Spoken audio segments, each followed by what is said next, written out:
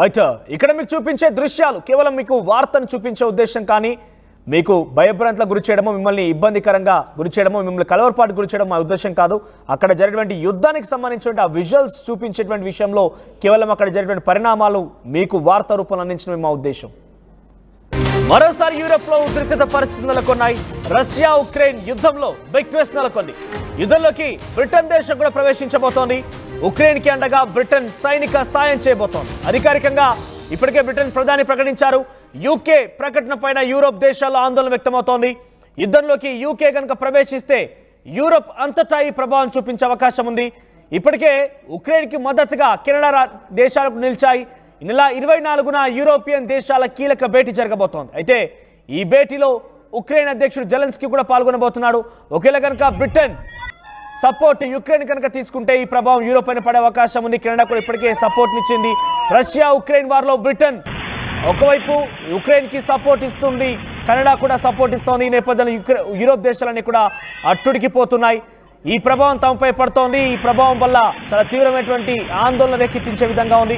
ముఖ్యంగా ఈ నెల 24వ తేదీన అటు యూరోపియన్ దేశాలు కూడా భేటీ కాబోతున్న నేపథ్యంలో ఎటువంటి చర్చ జరుగుతుందో చూడాలి. రష్యా ఉక్రెయిన్ వార్లో బ్రిటన్ ఇన్వాల్వ్ అవడం పైన మరిన్ని అప్డేట్స్ మా ప్రతినిధి సచిన్ అందిస్తారు. సచిన్, ఏంటి రష్యా ఉక్రెయిన్ వార్ మధ్యలో బ్రిటన్ లాంటి ఒక అగ్రరాజ్యం ఇన్వాల్వ్ అవుతుందంటే దాని ప్రభావం చాలా పెద్ద మొత్తంలో పడే అవకాశం. ఎందుకు బ్రిటన్ సపోర్ట్ ఇవ్వాలనుకుంటుంది? ఈ సపోర్ట్ వల్ల ఎటువంటి పరిణామాలు దారితీసే అవకాశం ఉంది?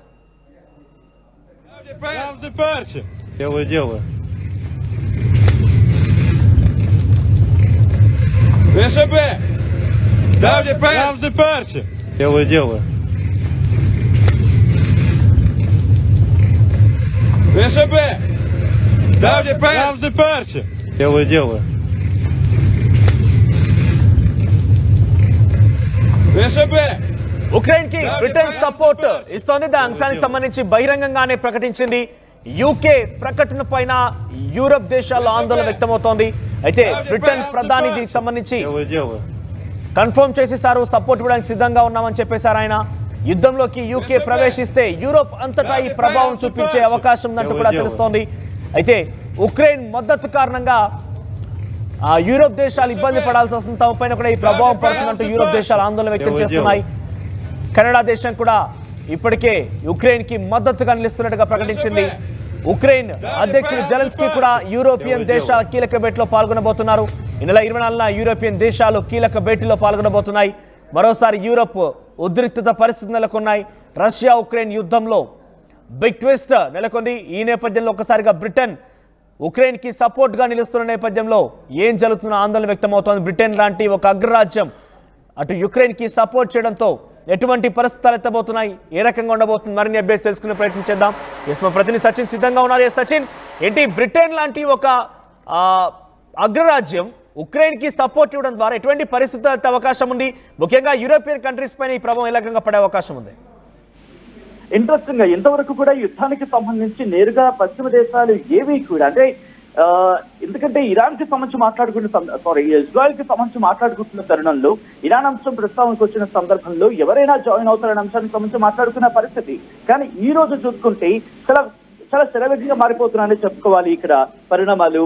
మనోజ్, ఎందుకు నేను మాట అంటున్నానంటే కనుక ఎంతవరకు ఏ ప్రధాని కూడా అంటే పశ్చిమ దేశాలకు సంబంధించి మరి ముఖ్యంగా యూరోపియన్ కంట్రీస్ కి సంబంధించిన దేశాల్లో 27 దేశాలకు సంబంధించి ఉంటే కనుక ఎక్సెప్ట్ ఫ్రాన్స్ గతంలో ఒకసారి ప్రతిపాదించింది తప్ప ఎక్కడ సైనిక సాయానికి అంటే సైన్యాన్ని పంపిస్తానంటే చెప్పలేదు. కానీ స్టార్మర్ మాత్రం చెబుతున్న మాటకు సంబంధించి మాత్రం ఇప్పుడు అంతటా ఆసక్తికరంగా మారింది. మరి ముఖ్యంగా స్టార్మర్ తీసుకుంటున్న నిర్ణయాలు కూడా ఎందుకో ట్రంప్ ని తలపిస్తున్నాయా అనే ఒక అంశానికి సంబంధించి చర్చ జరుగుతోంది. కానీ ఇక్కడ ఇంట్రెస్టింగ్ గా ఒక రకంగా ట్రంప్ ఇంకో రకంగా బైడెన్ ఇద్దరిని కలిపి చూస్తున్న భావన ఇక్కడ కనిపిస్తోంది. ఇంకా పాయింట్కి వచ్చే ప్రయత్నం చేస్తే కనుక for the very first time మొట్టమొదటిసారి కైర్ స్టార్మర్ ఇక్కడ అంటే యుద్ధానికి సంబంధించి యుక్రెయిన్ కి మద్దతుగా తన సైన్యాన్ని పంపిస్తాను అంటూ చెప్పడం ప్రస్తుతం ఆసక్తికరంగా మారింది. ఎందుకు ఈ ప్రస్తావన వస్తుందంటే కనుక మీరు కనుక గమనించుంటే అఫ్కోర్స్ యుఎస్ కి సంబంధించి గత కొద్ది రోజుల క్రితం ఇటు ఒక మాట చెప్పడం జరిగింది జెలెన్స్కీకి సంబంధించి. అమెరికా సాయం లేకపోతే ఇక కష్టం అంటూ కూడా సో ఈ నేపథ్యంలోని అమెరికా సాయానికి సంబంధించి ఆయన ప్రస్తావించిన పరిస్థితుల్లో, ఎందుకంటే అమెరికా సాయం లేకపోతే యుక్రెయిన్ మనుగడ కష్టమేంటూ కూడా ఆయన చెప్పడం పరిస్థితి. ఎందుకంటే చాలా చిన్న దేశం యుక్రెయిన్ కి సంబంధించి నాటోలో చేరే అంశం మీద ఇప్పుడు ఇంత ఇష్యూ జరిగింది ఇక్కడ యుక్రెయిన్ కి అలాగే రష్యాకి. ఈ నేపథ్యంలో ఇప్పుడు ఇన్నాళ్ళు కూడా అమెరికా కావచ్చు, పశ్చిమ దేశాలు కావచ్చు వెనకుండి నడిపించాయి. వెనుకుండి యుక్రెయిన్ ముందుకెళ్ళు, నువ్వు యుద్ధం చేయి అని చెప్పి సైనిక సామాగ్రి కావచ్చు, ఇలా వాళ్ళకి కావాల్సిన అవసరార్థం సైనిక సామాగ్రిని వీటిని అందించిన పరిస్థితి. కానీ ఈ రోజు అమెరికాకు సంబంధించి కీలకమైన అగ్రరాజ్యం, ఎందుకంటే గతంలో చూసాం అమెరికా జర్మనీ మధ్య నువ్వు ఇస్తావా యుక్రెయిన్ కి సామాగ్రి అంటూ కూడా మాట్లాడుకున్న సందర్భం. సో అవన్నీ పక్కన పెడితే ఇంతకాలం కూడా ఎవరో ఒకరు, మరి ముఖ్యంగా అగ్రరాజ్యంగా ఉన్న అమెరికా మద్దతు పలికింది. కానీ ఇప్పుడు శాంతి చర్చల వైపు వెళుతోంది. యుక్రెయిన్ కి సంబంధించి ఇది బెరుచుకొట్టే అవకాశం ఉంది. అంటే శాంతి చర్చలు నిర్వహించాం. ఇటు రష్యా అధ్యక్షుడు వ్లాదిమిర్ పుతిన్ తో చర్చించబోతున్నారు ట్రంప్. ఈ భేటీకి సంబంధించి చర్చించుకుంటున్న నేపథ్యంలో ఇటు యుక్రెయిన్ అధ్యక్షుడు జెలెన్స్కీ చేసిన వ్యాఖ్యలు కీలకంగా మారాయి.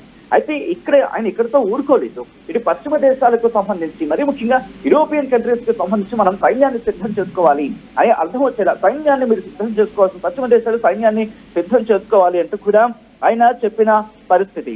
ఈ నేపథ్యంలోనే నిన్న అంటే సోమవారం ఇక్కడ ఫ్రాన్స్ లో అత్యవసర భేటీ అవ్వడం జరిగింది యూరోపియన్ కంట్రీస్ కి సంబంధించిన కీలక దేశాలన్నీ కూడా. ఇది కూడా ఫ్రాన్స్ కి సంబంధించి ఫ్రాన్స్ ప్రెసిడెంట్ ఇమాన్యుయల్ మాక్రాన్ పిలుపునిచ్చిన నేపథ్యంలో చాలా దేశాలు అక్కడ భేటీ అయ్యాయి. ఆ భేటీకి సంబంధించి మాట్లాడుకుంటున్న పక్షంలో, ఎందుకంటే మరి ముఖ్యంగా ఇక్కడ జర్మనీ కావచ్చు, అలాగే యూకే కావచ్చు, ఇటలీ కావచ్చు, పోలాండ్, స్పెయిన్, దాంతో పాటు నెదర్లాండ్స్, డెన్మార్క్, వీళ్ళందరూ కూడా మాట్లాడుకున్న పరిస్థితి.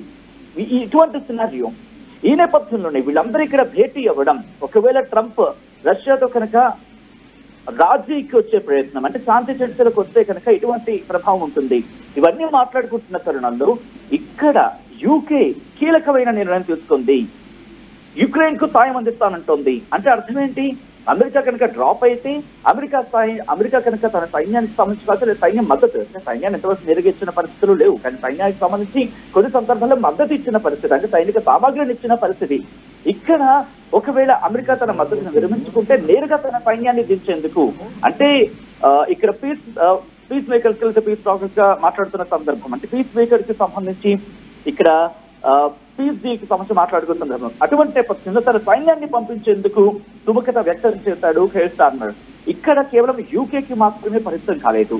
ఎందుకంటే యూరోపియన్ నేషన్ లో ఉన్న ఒక దేశం 27 దేశాలు ఉంటే కనుక 27లో ఒక దేశం ఈ అంశానికి సంబంధించి వెళ్ళడం ఆందోళన కలిగిస్తోంది. ఎందుకు అంటే ఇక్కడ మొత్తం అందరూ మళ్ళీ ఒప్పుకున్న సిచ్యువేషన్ లేదని చెప్పుకోవాలి మనోజ్. కొన్ని దేశాలు అంగీకరిస్తున్నాయి, కొన్ని దేశాలు ఇక్కడ ఏమంటారంటే తటస్థంగా ఉన్నాయి. దాంట్లో మరీ ముఖ్యంగా ఇక్కడ జర్మనీకి సంబంధించి ఒక మాట అంటూ ఉంటే జర్మనీ, పోలాండ్, స్పెయిన్, దీన్ని కొన్ని సందర్భాల్లో మరి ముఖ్యంగా జర్మన్ ఛాన్సలర్ స్కోల్జ్ ఏమంటున్నారంటే కనుక ఇటువంటి అంశాలకు సంబంధించి ఇది కంప్లీట్లీ ప్రిమేచ్యూర్ అన్నట్టుగా ఆయన మాట్లాడుతున్నారు. దాంతోపాటు ఇది అంత కరెక్ట్ కాదు అనేది ఆయన వ్యాఖ్య. దీంతో పాటు మరికొన్ని అంశాలకు సంబంధించి, ఎందుకంటే యుక్రెయిన్ కి నైబర్ గా మాట్లాడుకుంటున్న పోలాండ్, మరి ముఖ్యంగా నాటోలో 3rd లార్జెస్ట్ ఆర్మీ, అంటే పోలాండ్ కి సంబంధించి నాటో దేశాల గురించి మాట్లాడుకున్నప్పుడు 3rd లార్జెస్ట్ ఆర్మీ ఉన్న పోలాండ్ కూడా సుముఖత వ్యక్తం చేయట్లేదు, నేరుగా సైన్యాన్ని ఇస్తానంటలేదు. కానీ ఇక్కడ ఒక మాట అంటుంది, నేను లాజిస్టికల్ గా ఫిజికల్ గా హెల్ప్ చేస్తానంటుంది, కానీ ట్రూప్స్ మాత్రం ఇవ్వను, బలగాలను మాత్రం పంపిస్తున్నట్టు ఇటు మరి ముఖ్యంగా పోలాండ్ చెబుతున్న మాట. స్పెయిన్ అయితే మాత్రం ఒకటే ఉంటుంది యూకే ప్లాన్స్ కి సంబంధించి. ఇది చాలా ఎర్లీగా మాట్లాడుకోవడం, ఎందుకంటే ఇక్కడ ఎటువంటి శాంతి అనే అంశం ఇక్కడ కనిపించట్లేదు. ఇలా కొన్ని దేశాలకు సంబంధించి కొన్ని రకాల విషయాలు వినిపిస్తూ ఉంటాయి. స్వీడన్ కి సంబంధించి ఇంకొక మాట చెప్పడం జరుగుతుంది. స్వీడన్ కి సంబంధించి ప్రధాని ఆయన క్రిస్టల్సన్ ఆయన ఏమంటున్నారంటే కనుక ఇదంతా సాధ్యమయ్యి అనే రకానికి సంబంధించి, సాధ్యం అనే అంశానికి సంబంధించి మాట్లాడుకుంటున్న పరిస్థితి. ఇవన్నీ కూడా ఎక్కడ జరుగుతున్నాయి, ఎందుకు జరుగుతున్నాయి, ఎప్పుడు జరుగుతున్నాయి, ఎలా జరగబోతుంది అనేది ఆసక్తికరంగా మారుతోంది. ఎందుకంటే ఇటు అమెరికా ఎటువంటి డిసిషన్ కి వెళ్లే అవకాశం ఉంది. ఎందుకంటే ఈ మాటకు సంబంధించి సౌదీలో ఇటు అమెరికా అధ్యక్షుడు ఆయనతో పాటు ఇటు రష్యా అధ్యక్షుడు వీళ్ళిద్దరూ మాట్లాడుకోవడం, వీళ్ళిద్దరూ ఎందుకంటే డొనాల్డ్ ట్రంప్ అలాగే వ్లాదిమిర్ పుతిన్ వీళ్ళిద్దరూ కూడా సౌదీలో చర్చలు జరిపే అవకాశం ఉంది. ఇక్కడ కూడా ఇంకొక ప్రస్తావన రావడం జరుగుతోంది. ఎందుకు నిన్న యూరోపియన్ యూనియన్ కి సంబంధించి భేటీ జరుగుతోంది అనే అంశానికి సంబంధించి మాట్లాడుకున్నప్పుడు యూకే లేదు, దాంతోపాటు యూరోపియన్ యూనియన్ కి సంబంధించి ఇక్కడ చర్చ లేకుండా జరుగుతోంది అంటూ కూడా, అంటే కేవలం అమెరికా రష్యానే కూర్చొని మాట్లాడుకుంటున్నాయి. కానీ జెలెన్స్కీని కొన్ని సందర్భాలు అయితే కొన్ని వార్తాపత్రికలు జెలెన్స్కీ కూడా ఇన్ఫాక్ట్ కొన్ని న్యూస్ అవుట్లెట్స్ ఇంటర్నేషనల్ సంబంధించి కూడా కొన్ని ఏమంటున్నాయంటే కనుక జెలెన్స్కీ ఉండొచ్చు, లేకపోతే జెలెన్స్కీ ఉండొచ్చు అని కొంతమంది చెబుతూ ఉంటే మరికొన్ని అంశాలకు సంబంధించి జెలెన్స్కీకి ఆహ్వానం లేదు, రాకపోవచ్చు అంటూ కూడా చెప్తున్న పరిస్థితి. అంటే ఒకవేళ రాకపోతే కనుక ట్రంప్ లైట్ తీసుకున్నాడు అనుకోవాలా, లేకపోతే ఏం జరిగే అవకాశం ఉంది? ఒకవేళ జెలెన్స్కీ ఉన్నప్పటికీ కూడా ఇండైరెక్ట్ గా మీరు శాంతి చర్చలకు రావాల్సిందే. లేని పక్షంలో ఒకవేళ కనుక మీరు కనుక అంటే యుక్రెయిన్ కి మద్దతు కావాలనుకుంటే కనుక అక్కడ ఖనిజ నిక్షేపాలకు సంబంధించి వాటిని తవ్వి మాకు వాటికి సంబంధించి అంటే ఒక విధంగా చెప్పంటే డీల్ అనే అంశాన్ని మాట్లాడుకోవడం జరుగుతోంది. సో ఈ విషయాన్ని కాస్త పక్కన పెట్టే ప్రయత్నం చేస్తే కనుక కంక్లూజన్ లో మాత్రం యూరోపియన్ యూనియన్ కి సంబంధించి మాత్రం ఆందోళన వ్యక్తం అవుతోంది. ఎందుకంటే అక్కడ ఫైనాన్షియల్ గా దెబ్బతిన్న దేశాలు కూడా దాంట్లో ఉన్నాయి. ఇక్కడ రష్యా కనుక ఎదురుదాడి తిరిగితే, ఇంట్రెస్టింగ్ గా రష్యా ఇంత వరకు రియాక్ట్ కాలేదు దీని మీద. ఒకవేళ రష్యా కనుక ఎదురు తిరిగితే యూరోపియన్ యూనియన్ మీద ఇంపాక్ట్ చూపించే అవకాశం ఉంటుంది. ఇక్కడ వాళ్ళ మీద ఎక్కడ ఆ ఇబ్బంది పడుతుందో, ఆ యుద్ధం తమకెక్కడ అంటుకుంటుందో అంటూ కూడా ఆందోళన వ్యక్తం చేస్తున్నాయి. ఎందుకంటే అన్ని ఒకే ఏకాభిప్రాయాన్ని వ్యక్తం చేయలే పరిస్థితి. కానీ యూకే చేసిన వ్యాఖ్యలకు సంబంధించి మాత్రం యూరోపియన్ యూనియన్ సంబంధించి కొన్ని దేశాల ఆందోళన వ్యక్తం చేస్తున్నట్టు తెలుస్తోంది. మనోజ్ రైట్ సచిన్. సో మొత్తం మీద బ్రిటన్ ప్రధాని కీర్ స్టార్మర్ చాలా క్లియర్ గా చెప్పుకొచ్చారు, యుక్రెయిన్ రష్యా యుద్ధంలో చాలా తీవ్రమైనటువంటి పరిణామాలు చోటు చేసుకుంటున్నాయి. రష్యా యుక్రెయిన్ పైన విరుచుకుపడుతోంది. ఈ నేపథ్యంలో యుక్రెయిన్ కి తమ వంతుగా ఫుల్ సపోర్ట్ ఇవ్వడానికి సిద్ధంగా ఉన్నామంటూ చెప్పుకొచ్చారు. సో కీర్ స్టార్మర్ చెప్పిన విషయం ఏంటంటే 2030 వరకు కూడా తమ పూర్తి సపోర్ట్ ని యుక్రెయిన్ కి ఇవ్వబోతున్నాము. సుమారుగా $4 బిలియన్ కి పైగా మేము ఖర్చు చేయడానికి సిద్ధంగా ఉన్నాము యుక్రెయిన్ రక్షించడం కోసం అని చెప్పుకొచ్చారు ఆయన. సో జనరేషన్లో ఎప్పుడో ఒకసారి ఇటువంటి సంఘటన చోటు చేసుకుంటుంది. సో మన కాంటినెంట్ అనేది ఇబ్బందుల్లో ఉంది కాబట్టి డెఫినెట్గా మన సపోర్ట్ ఇవ్వాల్సిందే అన్నట్టుగా బ్రిటన్ ప్రధాని కీర్ స్టార్మర్ చెప్పుకొచ్చారు. ఇంకా చాలా విషయాలు ఉన్నాయి. చాలా వరకు మన రక్షణ సిబ్బందిని, సోల్జర్స్ని యుక్రెయిన్కి పంపించి ఆ యుద్ధాన్ని కొంత సర్దుమణిగే విధంగా లేకుంటే మన సపోర్ట్ని ఇచ్చే విధంగా కూడా అన్ని రకాల మద్దతుని ఇవ్వాల్సిందిగా ఆయన కోరుకొచ్చారు. ఇక I do not say that light నేను కేవలం ఒక తేలికపాటుగా చెప్పడం లేదు, చాలా సీరియస్గా చెప్తున్నా. డెఫినెట్గా నేను అక్కడ సరైనటువంటి సంఘటన విషయంలో చాలా ఇబ్బంది పడ్డాను, చాలా బాధపడ్డాను. కాబట్టి నేను నా వంతుగా అటు నేను ఉక్రెయిన్కి సపోర్ట్ ఇవ్వాలనుకుంటున్నాను, మన కాంటినెంట్స్ అన్ని ఏకం కావాలంటే అని చెప్పుకొచ్చారు. నాటో లీడర్స్ అందరూ కూడా ఈ విషయంలో తమ సజెషన్ని ఇవ్వాలి, తమ సపోర్ట్ని ఇవ్వాలి ఉక్రెయిన్కి అంటూ కూడా చెప్పుకొచ్చారని. సో నాటో దేశాలన్నీ కూడా అంటే యూరోపియన్ కంట్రీస్ అన్ని కూడా ఒక రకంగా సపోర్ట్ ఇవ్వాల్సి ఉంటుంది. నార్త్ అట్లాంటిక్ ట్రీటీ ఆర్గనైజేషన్కి సంబంధించినటువంటి ఆ కంట్రీస్ అన్నీ కూడా దీనికి సపోర్ట్ ఇవ్వాలి. So at the same time French president Emmanuel Macron కూడా గతంలో 4 ఫ్రంట్ సంబంధించి ప్రపోజల్స్ పెట్టారు. Baltic states including Estonia, Lithuania అనేక సంబంధించినటువంటి కంట్రీస్ అన్ని కూడా తమ విల్లింగ్నెస్ని ఎక్స్ప్రెస్ చేయాలంటూ కూడా ఆయన ప్రస్తావించారు. సో మొత్తం మీద యుక్రెయిన్ రష్యా వార్లో బ్రిటన్ డైరెక్ట్గా కనుక ఎంట్రీ ఇస్తే ఎటువంటి పరిణామాలు చోటు చేసుకుంటాయి? ఇప్పటికే ఇండైరెక్ట్గా అమెరికా కూడా ఉక్రెయిన్కి ఎస్ నువ్వు పోరాడుని మీకు మద్దతుగా ఇస్తామని మాత్రం కేవలం చెప్పుకొచ్చారు. కానీ ఏకంగా బ్రిటన్ లాంటి దేశం డైరెక్ట్గా మద్దతు ఇస్తుంటే ఏ రకంగా ఉంటుంది, అక్కడ ఎటువంటి పరిణామాలు ఎదుర్కోబోతున్నాయి, ఉక్రెయిన్ వార్ రష్యా వార్ ఏ రకంగా ముందుకు కొనసాగబోతుందో చూడాల్సిన అవసరం అయితే ఉంది.